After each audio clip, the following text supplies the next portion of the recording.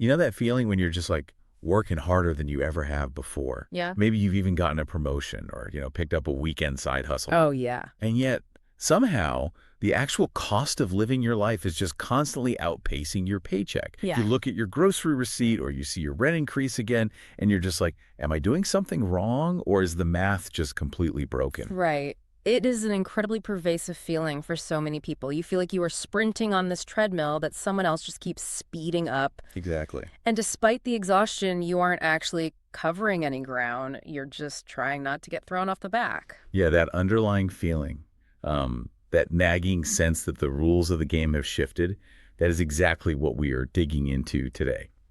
So, welcome to today's deep dive. Glad to be here. Our mission today for you listening is to decode this fascinating, honestly, pretty intense framework we've been reviewing. It covers macroeconomic theory, artificial scarcity, and what is being called the mathematical decoupling of cost and value. Yeah, it's a dense set of ideas, I won't lie. But it fundamentally attempts to explain why that treadmill you are on feels so impossible right now. And it does this by completely stripping away the emotion and looking purely at the underlying mathematics of our economy. Now, right out of the gate, we need to be very transparent with you. We are looking at some pretty intense, highly politically charged proposals today. Very much so. We're talking about structural wealth taxes on billionaires, severe critiques of wealth disparity, and proposals to completely ban corporate home ownership. Right. So just to be clear up front, we aren't here to take political sides. Yep. We certainly aren't endorsing these specific policies. Neither of us are. Our only job today is to impartially report on the math, put it under a microscope, explore the analogies, and just convey the arguments contained entirely within the original text. Precisely. Because what we're exploring today isn't really about feelings of unfairness or like political ideology. Yeah. We are looking at what the text describes as a mathematical divergence. The perspective here relies on cold logic. It argues that our current economic system is hitting a wall, not necessarily because of bad intentions or, evil masterminds, but because the foundational math of our currency and asset valuation has just fundamentally broken down. Okay, let's unpack this. Because to understand this massive global issue, we really need a workable model. And the source gives us this really elegant micro model that strips away all the complex financial jargon. It's a great analogy. Right. So imagine you have a perfectly closed system. You have a basket of 300 fruits, let's say 100 apples, 100 oranges, and 100 lemons. Okay. Now, there are exactly 100 people in this system, and every single person requires exactly one of each fruit to live a healthy, sustainable lifestyle. Mm-hmm. So there's precisely enough for everyone to thrive. Right. It is a state of perfect equilibrium. The physical resources match the human utility perfectly. Exactly. But human behavior enters the chat. Let's say 10 of those people decide they're going to take 9 fruits each. Oh, wow. Yeah. And here's the kicker. They aren't eating them. They are just hoarding them outside the basket because they perceive those extra rotting fruits as like value or status. Right. They don't actually get any more intrinsic biological benefit out of having 9 fruits than they did when they just had the 3 they needed to live. But they lock them away anyway. So geometrically, what happens to the other 90 people who rely on that basket? Well, what's fascinating here is that this perfectly illustrates the mechanics of what the text calls artificial scarcity. Okay. In this scenario, for those 10 hoarders, the perceived market value of their assets, the hoarded fruit, has just skyrocketed. They feel incredibly wealthy. Sure. But for the remaining 90 people, this hoarding triggers an absolute crisis because the supply is suddenly choked off. They are thrust into this hyper-competitive zero-sum game for the remaining crumbs. And it's crazy because the actual amount of fruit on the island hasn't changed at all. The physical basket didn't shrink, the island didn't stop growing apples. Correct. And this introduces a concept from the text known as the Great Decoupling. The Great Decoupling. Yeah. It is this profound idea that modern society has completely mistaken the accumulation of symbols. So in this case, hoarded fruit, or in the real world, digits on a bank ledger for the actual creation of value. Oh, I see. If the 90% can no longer sustain themselves because the basic resources of life are locked away in a vault, well, the entire system becomes incredibly fragile. Eventually, the so-called value held by the 10% vanishes anyway. Wait, really? Why does it vanish? Because the very society and labor force that grew, harvested, and gave those apples value in the first place has collapsed. Wow, it's such a stark image. But let's bring this out of the theoretical fruit basket and into reality, because this maps perfectly onto the literal real-world cost of living, specifically housing. Absolutely. Let's look at the real estate market. Yeah. The text points out that a standard modest household today costs upwards of 100 times what it did 80 years ago. But think about the utility of that house. The value it provides has stayed exactly the same. Right. It still puts a roof over exactly one family. It still keeps the rain out. Yes, the 2x4s holding up the roof aren't 100 times stronger than they were in 1940. The view out the kitchen window isn't 100 times more beautiful. Functionally, it is an identical asset. Hmm. So the argument here is that the house didn't miraculously become worth 100 times more. It's that the money we're using to buy the house is worth 100 times less. Which brings us to the history of fiat currency. How exactly do we justify this idea that our money is essentially melting? Well, to understand the mechanics of melting money, we have to look at a very specific historical timeline. Okay. The text argues that the structural shift really begins in 1694 with the foundation of the Bank of England. This was the moment money began transitioning from being a tangible asset into a debt obligation. Let's slow down there because that is a massive shift. What does it actually mean for money to become a debt obligation? Historically, money was a thing you physically held. Right. It had intrinsic value, like a gold coin, or it represented a direct claim to a specific physical asset in a vault somewhere. But with the advent of fractional reserve banking and institutionalized government borrowing, money started being born out of debt. Let's fast forward through the 20th century, past Bretton Woods, and hit the terminal velocity of this transition, the year 1971. 1971. That was when the US dollar was entirely separated from the gold standard. We shifted into a pure fiat currency system. Meaning money stopped representing a physical rock in a vault. It just became an accounting entry. Exactly. Every single new dollar created today is loaned into existence. When a bank issues a mortgage, they don't go to a vault and pull out cash. They simply type the digits into an account, creating that money out of thin air but attached to a debt. Okay. And here's the mathematical reality that breaks the system. When your entire medium of exchange is created by issuing interest-bearing loans, math dictates that there will never actually be enough money in existence to pay back both the principal and the interest. Wait, explain that. If I borrow $100 at 5% interest, the bank magically creates the $100 for me. But they didn't create the $5 I need to pay the interest. That $5 literally doesn't exist in the money supply yet. Precisely. So where do you get the $5? You have to get it from someone else who borrowed money, or the central bank has to print more money and inject it into the economy. Oh, wow. The system structurally necessitates perpetual debt growth and perpetual inflation just to avoid collapsing on itself. You are not paying for more house today. You are paying more digits to compensate for the continuous engineered loss of purchasing power in the dollar. And this brings up a vital economic mechanism the source mentions called the Cantillon effect. Right, the Cantillon effect. I've heard this tossed around, but let's make it concrete. What is actually happening there? Think of the economy like a massive dry sponge. And newly printed money is water being poured directly onto the center of it. Okay. The entities at the center of the sponge, large banks, massive corporations, hedge funds, people with extreme wealth, they get soaked in this cheap, newly printed money immediately. Right, they get first access. Exactly. They get to spend it or invest it before prices have reacted.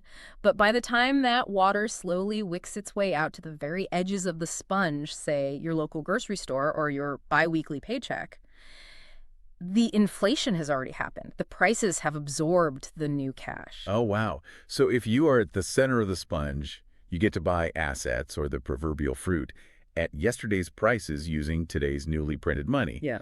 But by the time I get my paycheck out on the edge of the sponge, the price of the fruit has already doubled. That is the Cantillon effect. Yeah. You are running faster and faster on the treadmill, asking for raises, taking on side gigs, just to stay in the exact same place relative to the cost of living. Here's where it gets really interesting, though. Because if the dollar is melting for all of us, how are the mega wealthy seeing their net worth skyrocket to levels that don't even make logical sense? Yeah. The framework suggests that the ultra-wealthy have essentially mathematically exited the economy that the rest of us live in. There is a staggering data point here. Elon Musk consolidated $480 billion in speculative, unrealized capital gains in a single 12-month period. It is a number so large it almost loses meaning. When you compare that level of wealth accumulation to the capacity that 99% of society has to generate wealth through actual labor, the divide is completely incomprehensible. Totally. It's a different physical reality. But let's pause. I have to push back on this on behalf of our listeners because we hear this defense constantly. People say, oh, their wealth is just tied up in stock. It's all unrealized. It's not cash. Right. If these billionaires aren't actually selling their stock, if they aren't selling the giant apples they're hoarding, how do they actually have this spendable cash to buy private jets or acquire companies or fund their lifestyles? Hmm. If it's all just paper wealth, how are they spending it? And that question reveals the ultimate cheat code of modern finance. It is a strategy known as buy, borrow, die. Buy, borrow, die. Let's use our giant apple analogy to break down exactly how this mechanism works. Imagine a billionaire acquires stock. The apple and their original cost or their basis is $1 billion. Okay. Over a decade, because of all that money printing we just talked about, that apple inflates and grows massive. It is now worth $10 billion. Okay, but under current tax law, if they sell that apple to buy a yacht, they trigger a taxable event. Yeah. They have to pay massive capital gains tax on that $9 billion of profit. Exactly. So they never sell it. Wait, they never sell it? Never. Instead, they take that $10 billion apple to a major investment bank. They say, I want to borrow $5 billion in cash, and I will leave this giant apple here as collateral. If I don't pay you back, you get the apple. Oh, I see where this is going. Because they are ultra wealthy and the collateral is ironclad, the bank gives them an interest rate that simply doesn't exist for the general public. We are talking about rates of less than 1%. Let me get this straight. Okay. They just get $5 billion in cold, hard cash handed to them. Yes. And to the billionaire, this borrowed money functions exactly like income. They use it to buy mansions, fund their lifestyle, or even invest back into other assets to make their original wealth grow even faster. Right. And this is the absolute crux of the issue to the IRS and the tax code, that $5 billion is considered debt. And you do not pay income tax on a loan, so they legally owe $0 in tax on that $5 billion of spending power. That is wild. It's basically a magic trick. They get all the benefits of selling the asset and extracting the value without ever actually selling the asset. Exactly. But what about the die part of buy, borrow, die? Eventually that debt has to be paid back, right? Doesn't the bill come due? It does, but here's where a specific loophole called the step-up in basis comes into play. The step up in basis. Yeah. When that billionaire eventually dies, they pass that giant apple down to their heirs. Under current tax law, the original basis of the asset, that initial $1 billion, is legally stepped up to its current market value of $10 billion on the day they die. Wait, are you serious? So the tax clock just resets to zero. Exactly. The heirs can immediately sell a portion of that apple for $10 billion, pay off the $5 billion bank loan, and because their new basis is $10 billion, they legally had zero profit, zero capital gains. Oh my God. Decades of extreme wealth generation and consumption, completely untaxed. The text argues that the word realization, as in only taxing a gain when an asset is sold, is exposed here as a legal construct explicitly designed to bypass the social contract. So we have a closed system where wealth is compounding exponentially at the very top, untouched by the rules the rest of us live by. And mathematics is axiomatic. It just follows its own rules regardless of how we feel about it. Right. It progresses exponentially, 2, 4, 8, 16, 32. When wealth hoarding compounds like that, it creates what's called systemic entropy. The velocity of money, how fast dollars move through the hands of the working 90% slows down. And if the velocity of money hits zero, the economy literally dies. So if we are heading toward a mathematical dead end, how does the text suggest we fix this glitch in the matrix? And critically, without relying on a revolution of violence. The primary structural solution gaining traction is a mechanism called a deemed realization tax. Okay, deemed realization. It is a surgical strike aimed directly at the heart of that buy, borrow, die loophole. The mechanics work like this. The policy changes one fundamental definition. It treats the act of extracting value from an asset via a collateralized loan as the equivalent of a sale. Hold on, I see a massive problem with that for everyday people. What if I am a middle-class homeowner and I take out a $50,000 home equity loan to fix my leaking roof? Right. Is this framework suggesting I get hit with a capital gains tax on my roof repair? Yeah. Because that sounds completely devastating to the middle class. That is exactly the pushback you hear. But the text clarifies it misrepresents the actual policy proposals. Deemed realization taxes are engineered specifically for the ultra-high net worth. Oh. We are talking about exemption thresholds of $50 million or $100 million in net worth before this even kicks in. It completely ignores your home equity loan. Got it. But for the billionaire who borrows $5 billion against their stock, The tax office looks at that transaction and says, to get that $5 billion in cash, you have unlocked the utility of your asset. We are now deeming this a realization event. If they unlocked 50% of the asset's value via the loan, 50% of their unrealized gain is instantly taxable. Oh, I see. So if you can spend it like money, it gets taxed like money. Yeah, exactly. That mathematically ends that 1% interest arbitrage. Hmm. If borrowing $5 billion triggers an immediate 20% tax hit on the gains, using cheap debt to sidestep the system becomes instantly unprofitable. But is this just fringe academic theory, or is anyone actually trying to implement this in the real world? There is massive global momentum for this right now, cited in the text, with major developments targeted around 2026. Really? Yes. For instance, there is a serious proposal from the G20 in Brazil, spearheaded by the economist Gabriel Zucman, pushing for a coordinated 2% global minimum tax on billionaires. Wow. Furthermore, the UN Tax Convention is currently negotiating international frameworks to stop tax havens. Which is necessary, right? Because if only the US or only the UK implements this, the ultra-wealthy just move their fruit to a different country's basket. You need a global floor so the capital has nowhere to hide. Exactly. A coordinated deemed realization tax acts as a necessary pressure relief valve. It takes that stagnant, hoarded value, like that $480 billion sitting in a ledger, and forces it back into the circulating economy, funding infrastructure, schools, or debt reduction. It keeps the velocity of money moving. But the hoarding isn't just happening with tech stocks and abstract billions. Let's pivot to where this gets deeply personal. Yeah, let's talk about it. If these billionaires and institutional funds are accumulating billions in cheap debt through these loopholes, where are they parking all that cash? They aren't just buying yachts, they are parking it in the one thing the rest of us actually need to survive: housing. This connects the concept of melting fiat currency directly to the roofs over our heads. Yes. For thousands of years, a house was primarily a utility. It was just shelter. But in our current debt-based fiat system, because the cash in the bank is constantly melting away due to inflation, the wealthy and large corporations desperately need a place to park their wealth to protect its purchasing power. Right.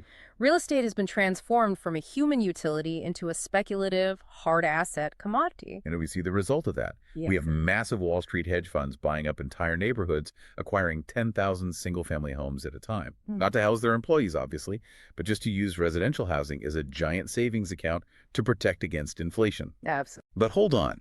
I see a fatal flaw in the market logic here, based on the text. If you have a hedge fund that has access to basically infinite, near-zero interest institutional credit, and they are bidding on a 3-bedroom house against a regular family that only has a finite fixed salary, doesn't the math guarantee that the hedge fund wins that bidding war every single time? Well, if we connect this to the bigger picture, mathematics absolutely dictates that the entity with infinite credit wins. They aren't even playing the same game. Right. And that is exactly why aggressive structural solutions are being proposed in the source to fix the housing market, recognizing that free market forces cannot solve an artificial credit imbalance. So how do you stop a hedge fund from eating the neighborhood? The first proposed mechanism is a progressive utility-based property tax. Okay, what does that look like? Currently, property tax is usually a flat percentage.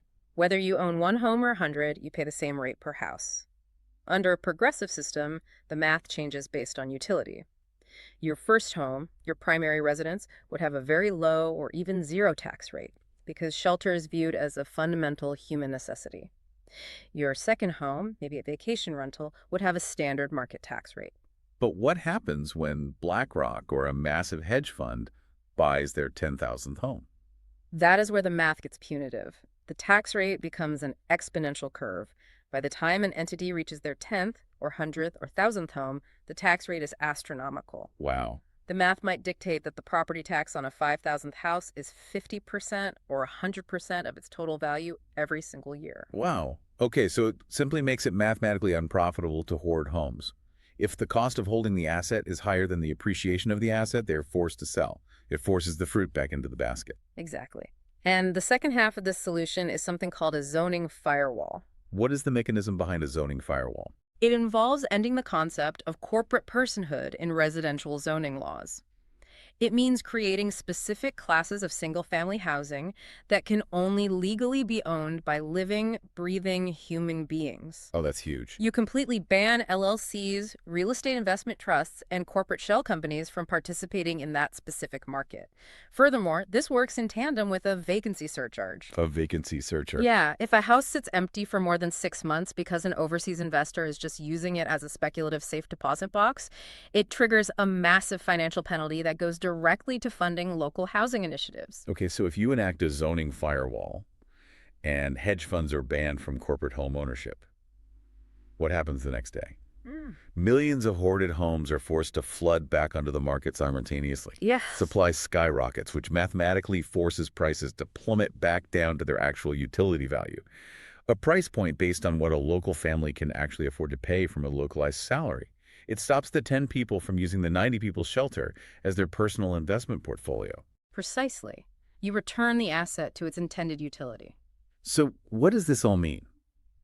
When you look at the entire scope of these frameworks, from the billionaire borrowing loopholes that avoid taxation, down to hedge funds artificially inflating the cost of our neighborhoods, the ultimate macro fix being argued for is a fundamental shift in how civilization views taxation and value.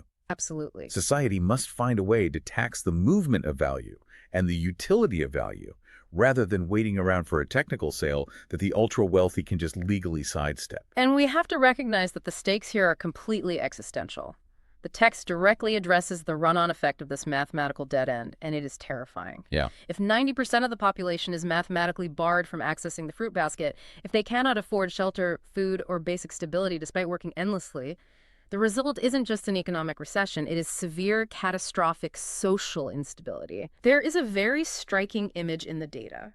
You can only hope the mega wealthy have fireplaces installed in their luxury underground bunkers, Mhm. because eventually they will need to burn the billions of dollars they hoarded just to stay warm. Wow. All those hoarded symbols of wealth, the ledgers and the stock portfolios are worth absolutely nothing if there is no functioning, stable society left outside the bunker to spend it in. True sustainability requires the economic basket to be a tool for human life, not an infinite ledger for human ego. It really reframes everything you look at, doesn't it? This entire exploration suggests that the definition of realization, that foundational rule that says you only pay your fair share when you actually sell an asset, is just an artificial legal construct. Yeah, it really is. It is an invisible wall designed by the people on the inside to protect their wealth from the people on the outside. And it makes you wonder, as you go about your week, looking at your paycheck, scanning your grocery receipt, paying your rent, what other perfectly normal sounding everyday financial words or boring accounting terms were actually just invisible walls, carefully engineered by the system to keep the fruit safely out of your reach.